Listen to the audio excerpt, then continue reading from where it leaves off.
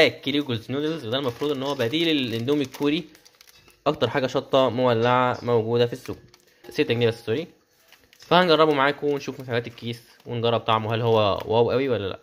فيا جماعه محتويات الكيس اللي معاه هو تقريبا شطه، والتاني برضو تقريبا شطه برضو يعني، فاحنا هنجرب نقول لكم راينا في الاخر.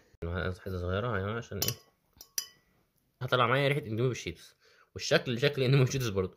ما نشوف بقى الطعم. بسم الله.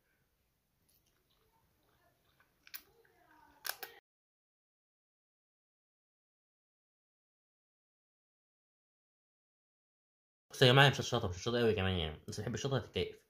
بس نفس النتيجه دي بالظبط باندومي وشيتوس وشويه شطه من البيت هطلع النتيجه دي.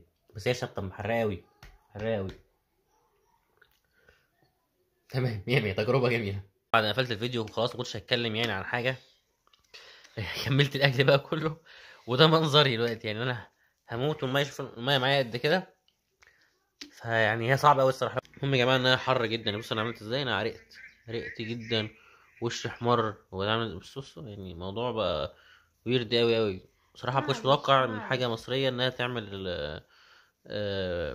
يعني الاداء ده الصراحه. كنت فاكر، فانت لو عايز تجرب تجربه الاندومي الكوري ب 6 جنيه بس، انا جبت كيسين يعني ب 12 جنيه، يبقى انت كده يعني اسهل حاجه ممكن تجيبها هي كلوجلز بالشطه.